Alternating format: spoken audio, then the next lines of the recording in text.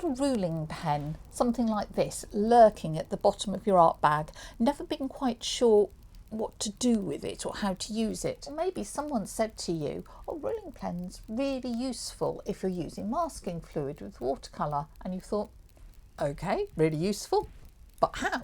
Well, I want to show you how they work and a few of the uses that you can put them to, and also how to look after them. And right at the end, I'm going to show you a super quick demonstration of how you might actually use it in a painting. So my name's Liz Chatterton. I'm a watercolour artist based in Berkshire, and each week I bring you a tip or trick that I wish I'd known about ages ago. And this week it's all about ruling pens. Thank you to Jean-Anne for suggesting this as a topic. She asked me, how do you use a ruling pen with masking fluid and watercolour? And actually, I think it's probably a good idea just to say, how do we use a ruling pen? So if you've never seen these before, they're either called mapping pens or ruling pens. And basically you have two tines of the pen and this little nut that you can adjust to bring them closer together or further apart. The line you produce will be really consistent depending on how you've adjusted the two forks. As with everything, a precision instrument, you probably get what you pay for. These are very cheap. This little set of three in three sizes was £5.99 off Amazon, but they are not things of beauty and precision. So if you're going to do lots of ruling where it has to be very precise, you need to get a better quality one. If you're going to use them for masking fluid, like I am, then cheap and cheerful is the name of the game. And I wanted to show you this one, which is an old one of mine, which has not been cared for and has gone a bit rusty and a little bent. So I am going to say to you, do look after them. Try not to drop them on their points. You do want them to stay decent. Make sure you clean them. So I can think of three really good uses for them in terms of using them with watercolour. One is for inking lines.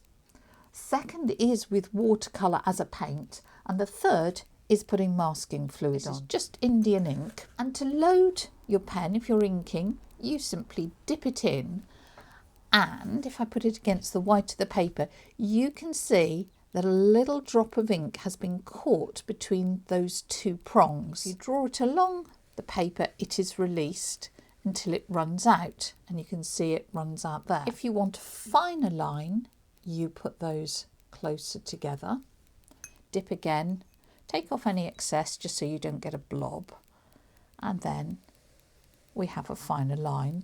And of course the finer line goes on a lot longer because it's the same amount of ink or a similar amount of ink, but we're doing a thinner line, so it goes on a lot longer. And you can see that the way I'm holding it is so that both of the forks are touching the paper, and that allows the ink to be released. And I am pulling it rather than pushing it to again help the release of that ink. You do need to be careful that you don't tap it, because if you tap it, that ink gets released in one big blob, and that's what happens. You can get them in different sizes. As you can see, this is a bigger one. So if you want a thicker line, you can use a larger pen. Good sort of rule of thumb to start with is maybe have the ends a nails. I hope you can see there, I'm just putting one each side of my nail and adjusting it, and that's not a bad width to start with. Sometimes it takes a little bit of time for the ink to start to flow. If I made it slightly wider, load it, we should get a wider line. And there's my wider line. The wider the line, the longer it's going to take to dry. So this thin line here is probably dry. Yep, already dry. Whereas that very first line I did isn't dry yet. So you need to be aware of how it's drying. And then when you've finished, you literally need to wash it off in water, wipe away any excess, and importantly, just make sure you dry between the forks, because otherwise it'll end up rusting. You'll put it away in your art bag, come back and it'll all be rusted, and that will be a right pain. So let's look at how we might use this in practice. I've just got, this is just cartridge paper, ordinary drawing paper. If we want to rule with ink, we dip until it's loaded and just take off the excess. Now let's just check that we're happy with the width. Say that's a nice width, good, and I want to do 2 really precise lines. I'm loading it, and what's really important is to use a ruler that is lifted off the surface, and I will show you why. So this ruler has a cork backing. I put it so that the straight edge, which is the one away from the little wheel, is against the ruler, and I can rule a really nice straight even line. The important thing, as I say, if you want straight even lines, raise that ruler off. So this is just an ordinary school ruler. Let's make sure I've got that loaded. I do my line across, and the danger is it seeps under the ruler and you end up with a really uneven line. And you might think, oh, well, that's a right pain because I've got to go and buy a new ruler. Have no fear. The easy way, if you haven't got a raised ruler, is to use something like a penny or a coin of some description and just stick it on the back. Obviously, 2 of the same coins, so they're same thickness. Sorry, far smaller pieces of tape. But then you are raised off the paper, and we can use an ordinary ruler and still get that lovely, precise, even line without the problem of it seeping under. If you're doing something a bit more expressive, frankly, I wouldn't bother. I would use a different pen. Second great use for these pens is with watercolour itself. So say I want to do a diamond pattern and I want the edges to be really crisp. I could try and paint it freehand, that's fine, but maybe I'm not confident that I'll be able to do that. Now to load the pen, just use a brush and get the paint in between the tines there. You probably will get it on the outside like I did, so you'll need to take off any excess. But what you need to be careful is that you don't accidentally pull the paint from between the tines. It would be very easy to just blob it, and then actually I've taken all that paint away. It's gone. What you need to do is just carefully load between the tines with a brush, and then just carefully take off any excess without sucking away that colour from inside. Again, we will just check the width and get it flowing, for example, so that's lovely. So what we can do if we want to, again, I'm using my raised ruler here. I don't know, if you were doing some really precise mapped patterns or sort of Islamic art, geometric, then this would be perfect. Let those dry before coming to do the lines this way. My brush again, just making sure that I haven't got any excess that's going to blob all over the place, and then maybe I could do my lines. Now I need to turn it round that way, don't I? Because I need the flat one to be alongside the ruler. And actually, if I'd had any sense, I'd have done the bottom line first and done it this way, because there's the danger that I am going to smudge that middle one. Let's make those into larger diamonds. I could now, if I wanted to fill them in, I could paint carefully inside, and I would have really crisp, lovely edges to the outside of whatever pattern I'm doing. Another thing you might want to be aware of is that the handles quite often will unscrew from the tips. So should you break a handle, or the handles that are supplied are really, on these ones, are just horrible bits of plastic, you could always swap them for something that's more pleasant to your hand. So we've got ink, we've got watercolour, but what a lot of watercolourists use it for is for masking fluid. So I've got some blue Pabio masking fluid here, just so it shows up a bit better for you, and I'm going to pop some in the lid. So that masking fluid ruins your brushes, and say you want to do something with really precise lines, I mean, you have got different options. You could print it, you could use a cocktail stick, you could use a little colour shaper. I have got a whole film about using masking fluid, but these ruling pens can be really useful.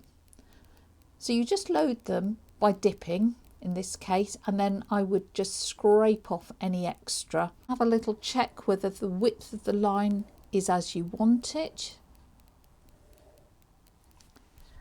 And you can see I haven't actually adjusted the width of the tines from here. So because this is far more viscous, I am getting a thinner line. So if I wanted it wider, I could just put those apart, and then I get a thicker line. Oh, I'm doing this little star shape.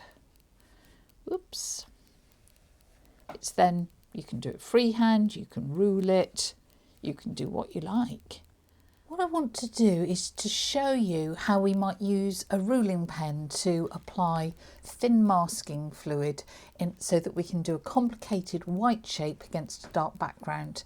And this lovely photo which comes from Pixabay of the cobweb being backlit, I think is probably the perfect subject. So what I need to do first is get some sort of masking fluid. What I've done is just sketch out some guidelines for the cobweb, and then it's a case of just very carefully mapping in what you want, just looking at the structure, and should the line break at any point, you can see it's breaking up a little as it runs out. In this subject, I actually think that's a positive rather than a negative. Where the light's catching it, it does appear to break up, so I think that's good. Now, if you end up with too thick a line, you might think that's too thick. Don't panic, because all you can do, let it dry, peel it off, and no one will ever know it's been there. You do need to be careful that you don't gouge into the paper. So I am pulling the pen, not pushing it, and I'll need to let it dry before we can paint.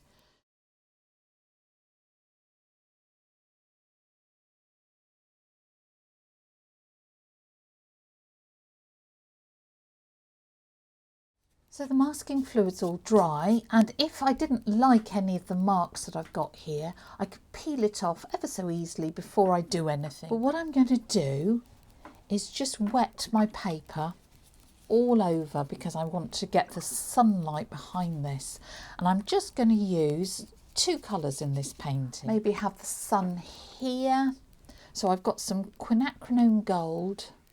Oh, isn't that lovely? And I'm just putting that in the wet paper and letting it move around. And then down here I've mixed some purple, and I'm going to put some, so that's purple in with the quin gold, and carry on with my bullseye, getting darker down here, and then I might add a bit more purple so that this is getting even darker down here. Just make sure I've got nice smooth transitions coming all the way down. What I liked about our reference photo was some of the sort of very blurred out of focus reeds that were behind it. So this is obviously fixed to a reed, but behind it there were loads of other reeds. So I think once this is a bit more dry, I'm going to go and put those in to mix up a stronger mixture of my quin gold and my purple. And I'm going to put some long grasses or reeds sort of behind the spider's web. Let that dry a bit more and then put in a few more, and because the paper will be slightly less damp, they will be a bit stronger and more definite than the ones I've put, and it'll just give us a bit of a sense of depth. And I'm just putting in a few more reeds, some of them just a bit straight, some of them have got, say, those feathery reeds that you see by the sides of ponds, and this is going to be darker because that's the sun up there. It's all quite damp. I think it might be nice just to splatter in a few dots. If you're a fan of salt texture, you could even sprinkle in a little bit of salt, just to sort of give the feeling of some of those seeds blowing in the grasses and something going on behind that little cobweb. This is quite nice as a little exercise in being aware of how much the paper is drying. And once you're happy with whatever you've done in the background, let it dry fully so that we can remove the masking fluid. Once it's dried fully, you need to take off any salt if you use that, just by rubbing it off, and probably at the same time you can take off your little bits of masking fluid, and I just rub them off with my finger. With all your masking fluid removed, you can now see what you've got and what you need to add. So we need to add the stick or the reed that this is actually attached to. I might use this little dagger brush. So I'm mixing up a strongish mix of the quin yellow and the purple, and I'm going to be really brave and just do one stroke. Well, one-ish stroke, and that'll be fine. It looks really out of place now. So what we need to do is actually work into our masking fluid marks, and I'm using a little rigger brush and some of the same dark to almost put like a shadow on some of the cobweb, just to work that through, because I really dislike masking fluid as a general rule, because it looks like you've used masking fluid and that's kind of not what you want. So you have to work back into it, and if you've got areas that you don't like, you can soften them by using a little scrubby brush, or you can use a little bit of paint on top to make it just a little bit more subtle. And I'm just going to use some quin gold on some of the blobbier bits.